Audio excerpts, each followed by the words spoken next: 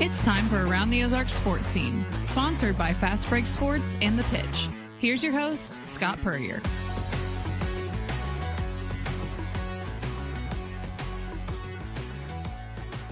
Welcome into another edition of Around the Ozarks Sports Scene. I am Scott Puryear. As always, a big thank you to you, the viewers and listeners, for tuning in, or turning off, whichever. Hopefully you don't do the latter. But we love to talk sports on this once a week. We bring in the newsmakers, the hot topics in the Ozarks. And today we're talking some Willard Baseball with Coach Scott McGee. Scott, thanks for joining me.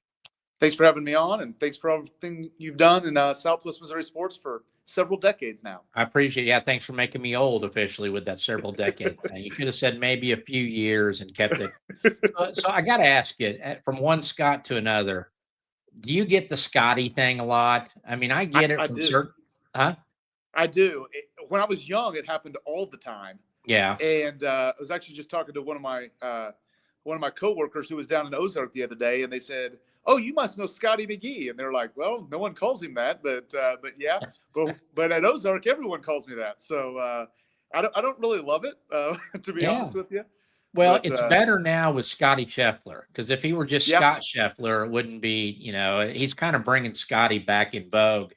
But I go back to Coach Stratton, a friend of both of ours, and every Scott is Scotty, Scotty Nasby, Scotty McGee, Scotty Puryear.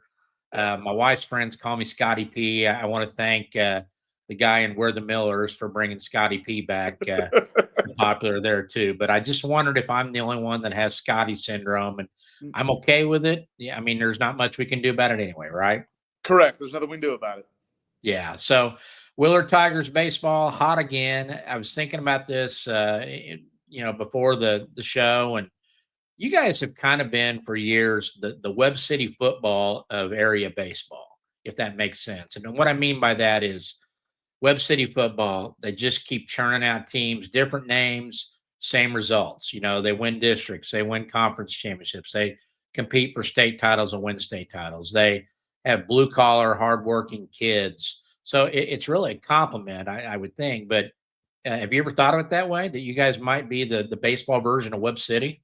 I don't think we're there yet, but I love that you said that. That's one of the programs we've always tried to model ourselves after because of the things you said. I wouldn't call myself a friend of John Roderick. I'm an admirer of him. And every time I get a chance to speak with him, I actually just talked to him for a while on Monday night. I try to pick up things from him, how he set up his program. And I know there were people before him as well, but that streamline everything, his value on youth football, middle school football, freshman football, running the exact same stuff as your varsity. We've tried to do that exact same thing in the baseball world. I don't think our postseason success is quite to their level yet, but I do try to model that no matter who we have and who graduates, there's a way we can kind of reconfigure our team to be really good every year. Well, and the other part of that too is just like Webb City, you guys are not blessed every year with 2 or 3 Division I guys. And, you got guys that go to junior colleges, NAIA, D2, you get some D1s here and there, just like Webb City. I mean, that, you look back outside of Grant Wistrom and Mark Smith, it's just been a parade of guys that went on and played and starred in a lot of cases at Pitt State and area Missouri Southern, places like that. So, it just seems like that you are kind of the model of what they're doing. And got to ask you from a youth baseball standpoint, since you brought that up, how far do you go back where you get involved? What age do you guys like to get them started?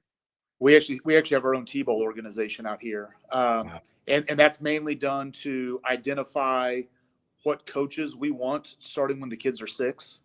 I would say they don't really take baseball seriously until 8. Age 8 is when they kind of start to play 35 games a year, and then we kind of add 10 games a year from that age group on. And then so we have a youth director who kind of heads up all of that stuff. And then I basically take over with the group starting in 7th grade, and 7 through 12 is with me and with our high school coaching staff. And so basically they know everything that's going on in our program beginning in 7th grade. But that youth baseball piece has been really big for us, just growing up playing together. Our current varsity basically all played together starting in 3rd grade. And so all the kids are friends, their parents know each other. They know what the expectations are, and that's been a huge help to us. Yeah. Yeah, and football is a little different because I know they might try to instill some of the basic offensive sets and things like that, maybe fifth, sixth, seventh grade. So by the time they get to high school football, it's ingrained in them. Baseball is just fundamentals and kind of the way Willard Tigers like to play baseball. Yeah, I think it's kind of the points of emphasis they're going to have when they're older. We do all the same picks. We do all the same first and third defenses and offenses. I think that stuff is kind of small potatoes compared to the grand scheme of things. We kind of have a certain way we want our offensive players to play and a certain things we value with our pitching staff. And so we start instilling those things in seventh grade. And then we're adamant that every kid plays several positions and learn a lot of different things because you just don't know where they're going to end up.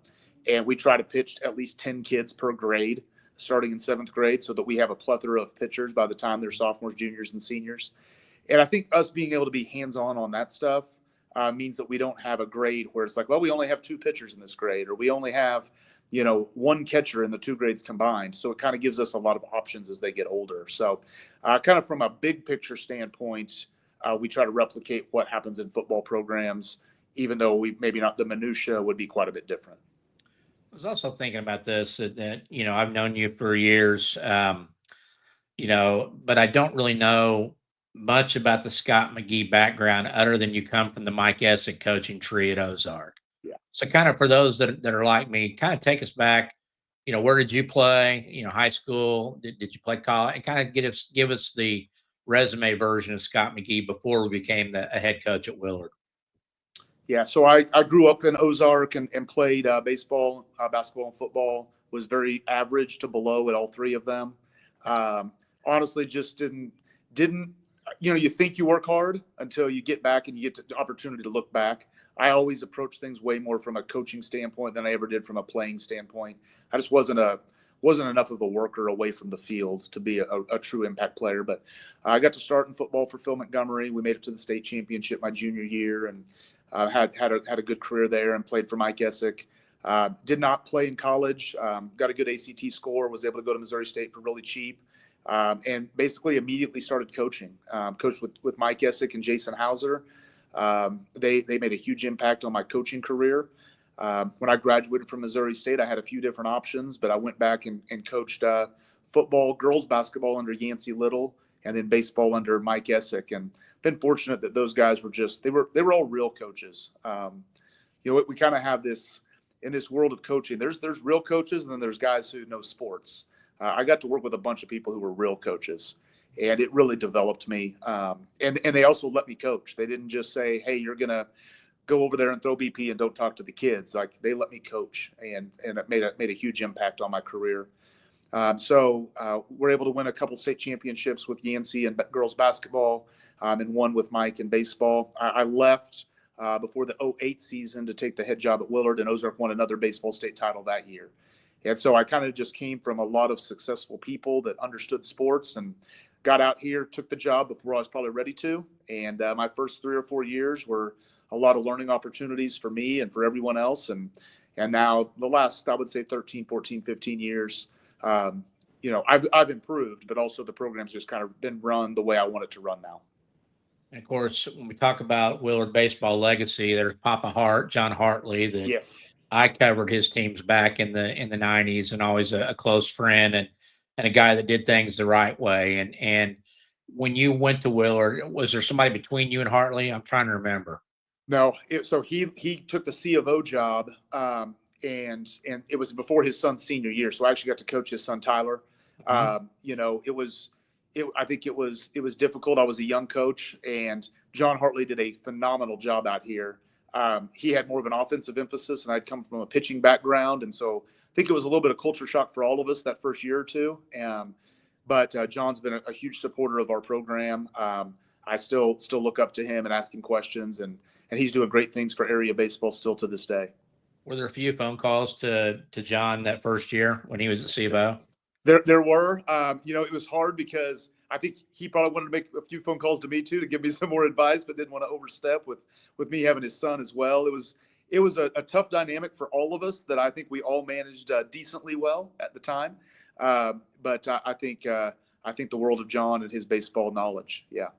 How far out does that Essex coaching tree expand now? I mean, I know that you mentioned Jason Hauser at Kickapoo. Who are some of the others that have gone on and still kept coaching that were under Mike at one point? Casey Lettle, who is the head coach at Rogersville Right. and does a great job.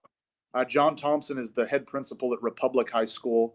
Actually, Trevor Fisher played baseball for Mike in the summer because he was a Greenwood kid, and Greenwood didn't offer baseball at the time. Yeah. And I'm sure I'm missing some other guys who played for him, but those are kind of the ones who've coached underneath him. And then, of course, Justin Sunley, who's now the head coach at Ozarks. So, Mike made baseball in Southwest Missouri a big deal. Baseball was kind of just another sport. There was football and basketball, and then there was a huge drop-off. And Mike made baseball into a really big deal. His teams from 2000 through 2012 were just almost unbeatable in Southwest Missouri. And the rest of us just tried to catch him, and it's just made baseball so much better here. The baseball here now compared to the way it was 15 years ago is night and day. And Mike just raised the bar for everyone. How old were you the first time that Phil Montgomery called you ham and egger? I mean, that had to be one of Phil's lines back in the 90s. And, of course, Phil and I go back to those days when he coached. But fun guy to be around as a coach. Yes, he was a fun guy to be around as a coach. I appreciate the thing I've appreciated about Phil, and I've tried to put into my own coaching and my own relationships, was he always told the truth. If you weren't good enough, he just told you, hey, you're not good enough to play that position. You're not good enough to do that. There was no sugarcoating things, and I think that level of honesty is pretty rare. Phil never intentionally hurt anyone's feelings, but he wasn't afraid to tell them the truth. And if their feelings got hurt, it usually worked out for you in the long run because you knew you had to get better. I just really appreciated that about him. He was the same way. When he thought you messed up as a coach, he wasn't afraid to say something to you. He was my AD. I was an assistant coach, young, hungry, trying to do things the right way. And when I messed things up, he was not afraid to say, hey, you shouldn't have done it that way. And I really appreciate that about him and still do to this day. We'll talk about your current team here in a second and kind of what they've done at this point. But when you look at Willard Baseball from the Hartley years to your years and the consistency and the 20-win seasons, I think you only had not had a 20-win season once and since, 2010 or something crazy like that. What do you attribute it to? I know it's got to be a combination of kids that want to succeed and work hard and be the next wave of Willard Tiger stars. But I mean, it goes to an administration and things like that. Do you feel like everything around you right now is set up for you guys to continue this? And I do see that you've got an artificial turf infield coming in, a year from now, maybe? Yes. Yeah. They'll start constructing that late this summer. Okay. No, Jay Osborne told me once, he said administrations win championships. Like, you can be good as a program, but without the right administrators, you can't win championships because there's just so many little things that they have to help out with to help you get over the top. And I've been fortunate that I've only worked for good ADs. It was Phil Montgomery at Ozark. Then I've worked for Jeff Staley, Kathy Shoup, and Colt Blair. They're all legitimately good ADs. The principal situation's been up and down. We have a really good principal in Daniel Davis, who's a sports guy. He's actually one of my former assistants. He kind of runs the building now. Our superintendent is a huge supporter of sports with Dr. Eric Wilkin. And so I think the things are in place right now for us to be good for a while. More than that is probably just how many players value Willard Baseball. You talked about Division I players and stuff earlier, and I would love to have 10 of them. But sometimes those guys are so busy looking forward to what was going to come after high school that they weren't always sold out to just win for this team. And I've been fortunate that even the Division I players I've had, like Garrett Rice and like Dalen Stewart, who's at Missouri State now, were always sold out for the team and wanted to be really good. And then they just kind of passed that on down to the next group. And so there's not been a lot of selfishness. There's been a lot of former players reaching out when the team's maybe not playing well and saying, hey, guys, let's pick it up. Like, this isn't what Willard Baseball does.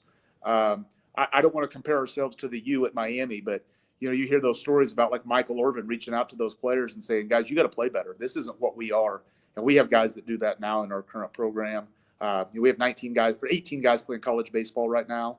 Yeah, they follow us. They're constantly asking how the guys are doing and reaching out and giving advice. And so it just kind of builds upon itself. And everyone knows they're contributing to the legacy of the program at this point.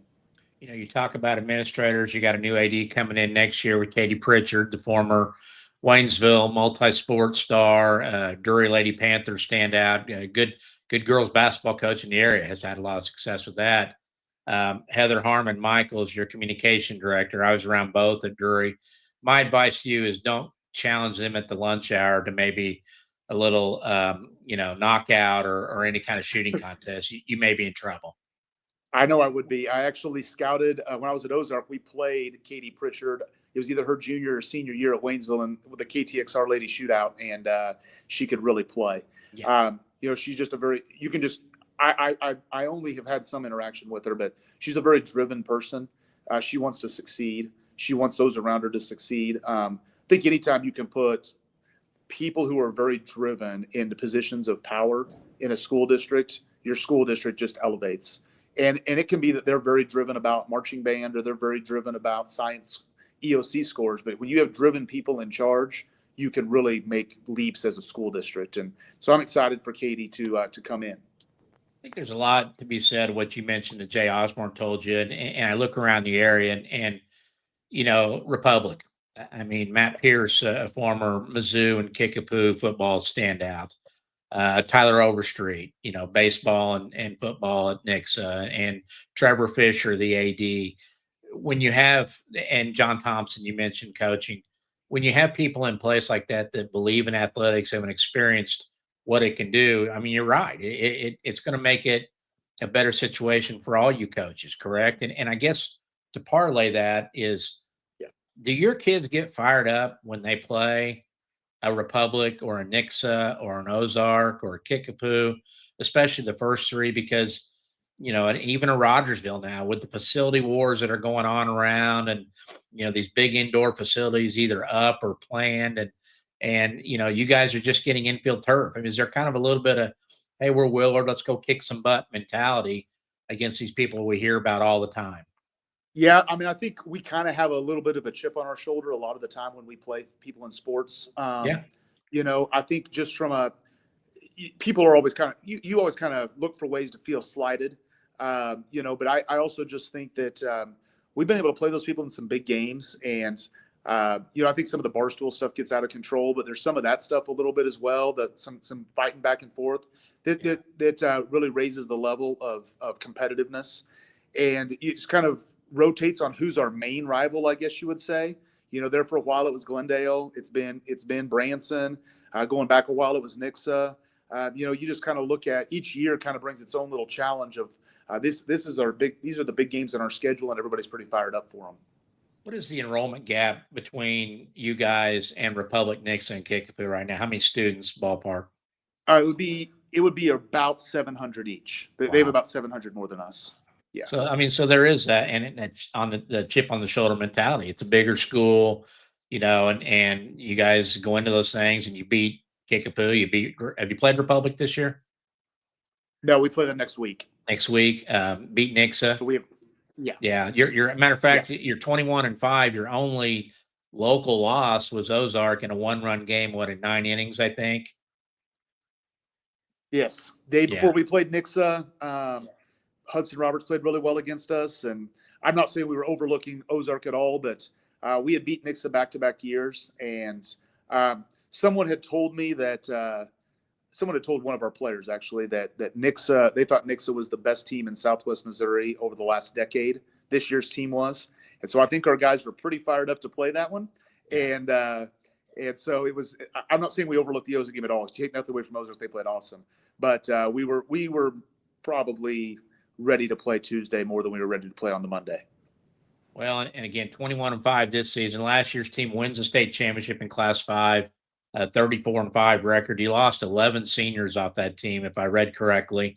And yet here you are again, 21-5 wins over those teams we mentioned. Were these guys, these seniors this year and juniors pretty much next man up? We got to carry on the tradition. Yes, we knew that. Our JV's only lost twice last year. We had a lot of juniors on our JV who could have played varsity at a lot of schools, and honestly probably could have started over a senior or two on last year's group. So we kind of knew coming in we would be ready to go. And our group of kids is just really good kids who want to succeed. And they're willing to do whatever it takes. If I have to ask them to take a strike or bunt or, whatever it is, they're willing to put themselves out there. And so our offense has been really, really good, better than last year's team. We're not as good on the mound. So it's just kind of a different way we've had to go about it this year.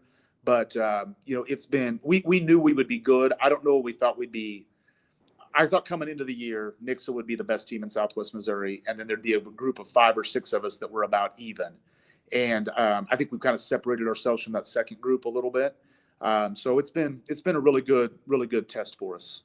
Should mention that those 9 players returning were all starters at one point last year too, so they were playing key roles on the state championship team. And those 5 losses, the 4 losses besides Ozark, they were all Class 6 schools from out of the area. Is that correct? That is correct. Yeah, we've lost to all Class 6 schools, and the other 4 are from outside of our area. So it's been good. It's a program that's been to 8 Final Fours. They won state championships in 2021 and 2024. Looking for another one this year. And I always turn to my guy Chris Parker at the Ozone when I need info. And he did a very good midseason baseball roundup here about a week ago, I think, that was talking about, I believe you guys are averaging almost 10.5 runs a game, and that's your most in like 10 or 12 years, 15 years, right? Yeah, it's actually our most we've ever had. The school record for us since I've been here is 8.4 runs per game, and we're at 10.4 right now. We really have 11 position players right now that are playing really well. I've always tried to play a lot of guys. That's kind of been another thing. Like we graduated 11 seniors, and we have 9 seniors that got quite a bit of playing time. We'll graduate 9 this year, but I've got 6 or 7 that I've worked in that got quite a bit of playing time out of the sophomore and junior classes. And so it kind of allows us to develop some depth. I've kind of looked at it as a college baseball model. I know you're a huge Arkansas baseball guy, and Oklahoma and guys that you follow. Yeah. And, when they play midweeks, they play some other guys. They don't just run the same 9 guys out there every time. And so kind of trying to get some other guys in and opportunities like that. When we're playing Nixa, I'm playing my best 9 guys. But some other days, I'm not afraid to give a guy a day off and play somebody else and try to get them some experience throughout the year. Tell me about some of those hitters. We'll get to Levi Hilton, the pitcher, here in a second, but tell me about some of the leaders of that offense and who've been big keys for you. Matthew Angel, our shortstop, was second team All-State last year and has been better by every metric this year. He's going to Fort Scott Community College, and I think he has a chance to be a Division I player after that. Jarrett Nelson from Nixa did the same thing a couple years ago and is at Florida Gulf Coast. I think Matthew could be on that same trajectory. So he's been our rock. He's hitting in the 3-hole and done a great job. Jackson Phipps, which you might know his dad, Brock Phipps, ran Hammons Field forever. Jackson hits in the 2-hole for us and plays center field. He leads the team in both home runs and stolen bases. Just a really athletic kid who's had a great season for us. Before you go on, does he ever complain about center field grass out there at all, or is it in good shape? No, he does not. His dad. I'm sure his dad wants to know why we do some things on our field sometimes, but he has been a huge asset to our program. Yeah, carry on with Yeah, you're good. Jackson's probably going to go just be a student in college because he is the 3rd ranked student in his class. Wow. He's a 4.4 GPA and has a bright future outside of baseball. Cade Hyder, our leadoff hitter, is a second baseman, switch hitter. Going to be a very good college baseball player. He's just a junior. But those guys hit 1, 2, 3. They've been really, really good. And then after that, it's just been, our 4 through 9 kind of rotates around, but we've had good production everywhere. Caleb Hyder has kind of come out of nowhere. He was a junior who was 4 for 27 at the plate his junior year. And now as a senior, he leads the team in RBIs. He's hit with power. He's done a little bit of everything. Just a guy who's grinded his way through it and had a great year for us. And so it's been a group. Are they brothers? They are brothers. Cade and Caleb are brothers. It's really cool to get to see them play together. I know both their parents are awesome people. And the other night against Webb City, they both hit home runs in the same game. Oh, nice. Which Caleb will occasionally hit home runs. Cade's never hit a home run. So for them to both hit a home run in the same game was really cool. That is good. Yeah. And there's a kid named Jarrett McGee. Any relation? Yeah, he's my son. had a good year last year as a pinch hitter. He's been up and down at times this year, but he's had some really big moments for us, and had a really good game for us against Webb the other night. And he has over 20 RBIs, and he's done some good things for us. So hopefully he can have a really big next few weeks. It feels like he's trending to being kind of the guy who might carry us the next few weeks. Now, I know you've got a junior pitcher that you've called the best junior pitcher you've coached at that age in your time at Willard, Levi Hilton. Big kid, 6'2", 210. I assume throws pretty hard, 5-0 with a 1.4 ERA. Tell us about Levi and what makes him so good. Yeah, he's he just attacks people with fastballs, and then he has a good breaking ball. It's not complicated stuff. He's been he's really put in a lot of work in the last 8 or 9 months to get better. As a sophomore, he was our number 4 pitcher, and knew he had to get better if he wanted to go to his goals. And so he's been up to 89. He hit 89 against Webb City on Tuesday. He hit 88 against Glendale. It was 89 against Nixa. He throws our biggest game each week, and he's been really good for us. And then just his calmness probably is what separates him from some other people. He doesn't. We've had some guys that play with a lot of fire. Sometimes it's a positive, and sometimes it's to their detriment. He's just kind of a low heartbeat kind of guy, and just always calm and under some calmness, I guess you'd say. And so it brings some calmness to the rest of the team. Now, he was your starting pitcher in the state championship game last year, right? Yeah. Yes. That requires that calm, because it's different maybe if you're in Columbia, but you're here in Ozark with everybody there at the game and the state championship on the line. You better have some ice in the veins for that. Yes, we had to throw a 1 and 2 in the semifinal, and Levi had never pitched out of the bullpen, so we decided to start him in the state championship and then bring our number 3 in. And their crowd was really good and really loud, and it was a really awesome environment. We played them late at night for the state championship, and Levi really had to kind of block all of that out, and got a really good start for him. And I think that really motivated him to say, I want to be the big game pitcher a year from now. And he's really worked to do that.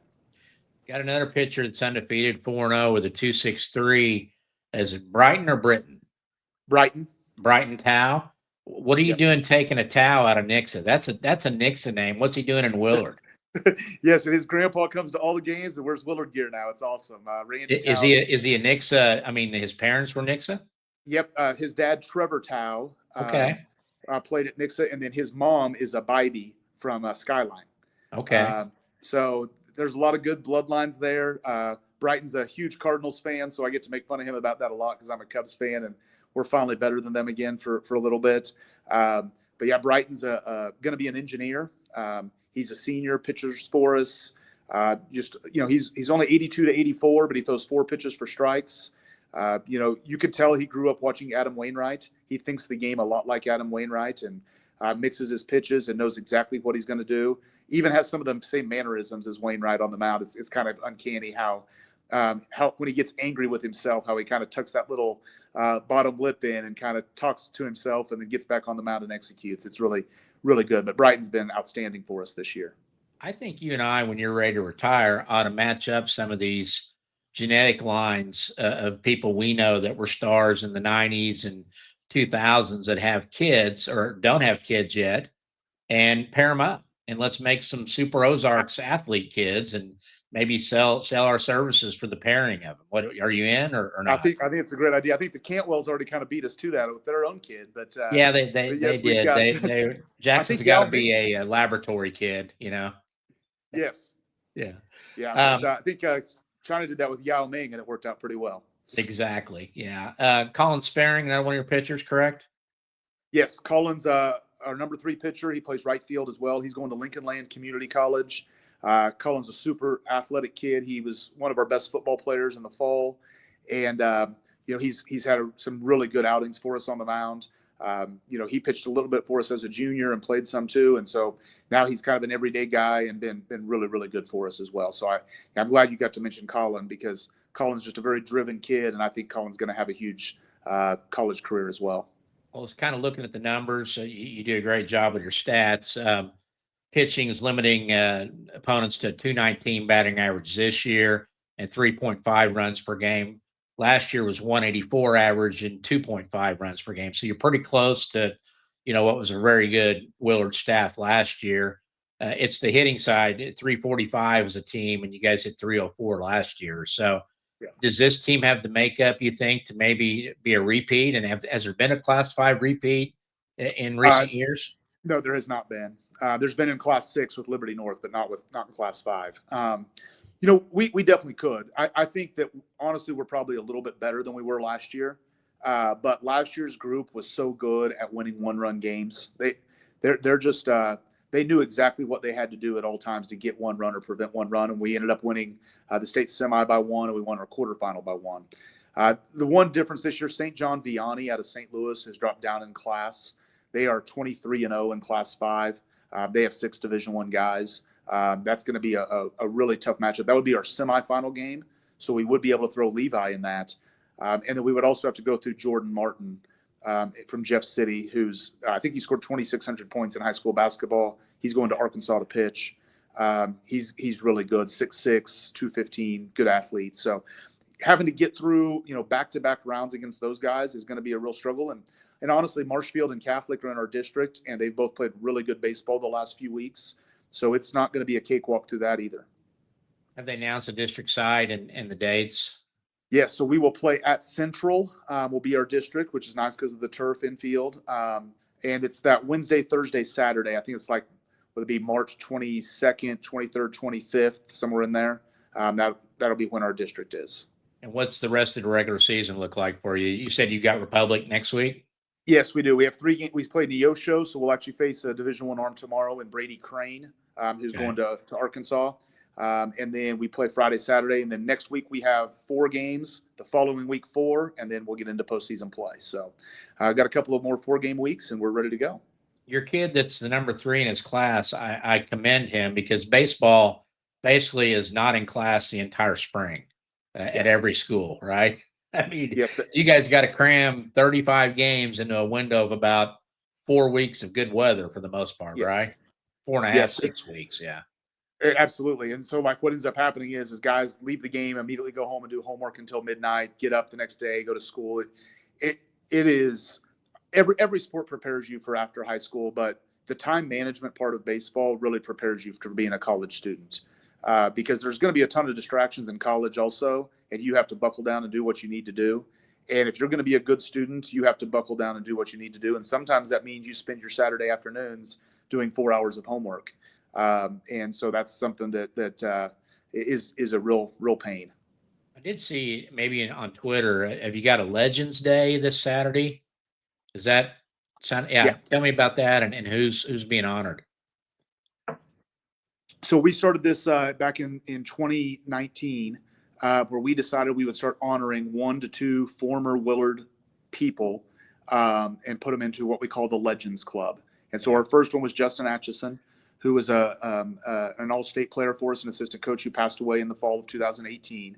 But then we've had John Hartley, and we've had several just big Willard contributors that we've put in. This year we're putting in Wes Brundridge, who graduated in 2003. He is now a medical doctor down in San Antonio. Played college baseball at Charleston Southern, Division I program. And then Steve Vaughn, who is kind of the old sage, do-everything guy from Willard. He's been an assistant coach out here for 20-plus years. He built the dugouts at the field. If there's anything to do with Willard baseball, Steve Vaughn has made an impact in it. And so we're honoring him as well. So we'll honor both of those 2 this Saturday. We just kind of do 2 guys per year, and those were the 2 that were selected for this year. You mentioned some of your kids and where they're going with this year's team and some of them that have made it to, Missouri State and other levels. What are your thoughts on what the transfer portal is doing to high school baseball recruiting and high school recruiting in general right now? Yeah, the portal has a lot of problems whenever you look at cost and everything else that have gotten out of control probably in Division I sports. From a high school recruiting standpoint, I'm personally loving it because, as an example, if you think you can play at the Division I level and you're not getting Division I offers, you can now go to Drury, you can go to Missouri Southern, you can go to Central Missouri. You play well, you can enter the portal and you can see if you're a Division I player. Where in the past you were basically required to go to junior college no matter what, because of the transfer rules. And so I think that part of it's been really good. Furthermore, if you go to Missouri State and they decide, hey, he can't quite play here, now you can immediately transfer and go somewhere else and be eligible. So I like that aspect of it. I do think that we're going to have to find some way to put it in some contracts. Guys who are being paid $2 million to then opt out of bowl games is kind of ridiculous. We need to get some changes on some of that. But I think if you're a high school kid coming in, it kind of takes some pressure off of you on the recruiting aspect of it, other than find a place that believes in you, go somewhere, play well, and then if you think you can enter the portal, enter the portal. Awesome. Well, before I let you go, I'm going to ask you to seed that Class 6 district. Since you've seen most of them, that's television worthy, isn't it? I mean, to try to hear those guys state their case. And we're talking about the one with Nixa, Kickapoo, Republic, Ozark, Neosho. Who else is in that Class 6? Am I missing? Joplin and Glendale. Yeah. How are you ranking that right now? So just off having played a lot of these people, and I don't know who else beat who head to head, but I'm going to put Nixa 1 and Ozark 2. I think in that order. And then I believe Kickapoo's the third best team in that district. And then from there, you've got some real decisions to make, because when Neosho throws their guy, they're probably the fourth best team. And when they don't, they're probably the seventh best team. I think Branson's probably the 8th seed. So now you've got Neosho, Glendale, Joplin, and Republic, 4, 5, 6, 7. And I couldn't tell you which one's better than each on a given day. There's a chance if you're Neosho and Republic and you end up being the 6 and 7 seed, you're throwing a Division I arm in the first round. I would not want to be the 2 or 3 seed on that day. Wow. It's going to be outstanding baseball. I'm going to be sitting there while I'm watching other games in our district. I'm definitely be tuning in and watching games on that district. Hopefully Nixa live streams all of them, because they do a great job. I love their live stream. So hopefully they live stream some of these other games too. So that means they're hosting, right? Nixa hosting? I can't remember if it's Nixa or Glendale. I can't remember which one it is. Okay. Well, this will come out overnight tonight. So tomorrow morning, your phone ought to be ringing for some coaching buddies saying, "What are you doing, McGee? I mean, we're the 2 seed. We're the 4. What are you talking about?" And they very well might be. I don't know the head-to-heads. And honestly, you only get to see a team play 2 or 3 times. But I'm going back to the Phil Montgomery thing. You can kind of say what you want and express your opinion. It might be wrong, but I'm going to kind of say the way I think it is. And I will not be surprised if a 5, 6, or 7 team wins that district. I think every team has very good strengths, and I would say that every team in that district has a thing or two that could get taken advantage of as well. You've got a little Phil Montgomery in you, don't you? Is that one of the things that you picked up from him? Is don't sugarcoat it. If you got to say it, say it. Absolutely. I think that I even do this with our players, and I've said I think it makes it a little more real when I tell them that I really do think they can do something. Like if I say, "Hey, I think you can pitch a shutout today," because I've told them when I think they can't do something. I've just always tried to be pretty honest about that stuff, and I do know that sometimes it offends people and it makes people upset, and I understand that. But I think Phil Montgomery does those same things sometimes. But I know that Phil is always doing it out of a place of kindness, and I want everyone to succeed. I'm going to be tickled and so happy no matter which of the 8 teams win that district, because I've got friends on every one of those coaching staffs, to be honest with you. I like Southwest Missouri baseball is very competitive, but as coaches, we all get along really well and we all support one another. And I'm going to be super happy if Logan Hughes wins that district, and I'd be super happy if someone knocks him off in the first round, because that's going to be a big win for that program as well. And I like all of those guys. Well, you never have to apologize to me, because I had that approach for 30 years, and some people still aren't over it, but you know what? Get over it. If you make them think, that's all it matters, right? That's exactly right. Yeah. Well, Scott, best of luck to you. Hope to see you guys back over at Ozark again in a state Final Four, and we'll be rooting for you. Okay. Thank you very much. Thanks for having me on. You betcha. Scott McGee, the head coach of the Willard Tigers, does a fantastic job, and again, done a tremendous job of following in John Hartley's footsteps out at Willard. Papa Hart or Coach Hartley, whatever you want to call him, had that thing going, and Scott has taken it and built on it too. So congratulations to him, and best of luck to the Tigers and all the area teams. I mean, Southwest Missouri baseball is so competitive every year. You look at the players that we turn out to the college level and the teams that we have hoisting trophies at the end, and it kind of backs it up there. So Big thank you again to our sponsors, Fast Break Sports, 3109 South Campbell, your home for all things sports cards and collectibles. That includes the supplies, the card holders. You can get cards graded by sending them through Fast Break. I think today, as in April 30th, is the date for some new Topps baseball sets to drop. So you might swing by and see what's new and in stock at Fast Break Sports. And then the Pitch Pizza and Pub. Big thanks to Brian Bevel and the folks over there. They're in the Southern Hills Shopping Center off East Sunshine, one of my favorite places for lunch and dinner, from the pizzas to the smoked wings, calzones, always cold and frosty beverages, TV's on with sports to watch day or night, and great meeting room areas too. So if you've got a graduation party and you're scrambling around to try to find a place, give the folks at the Pitch a call and let's see what they can do for you to get you set up with that.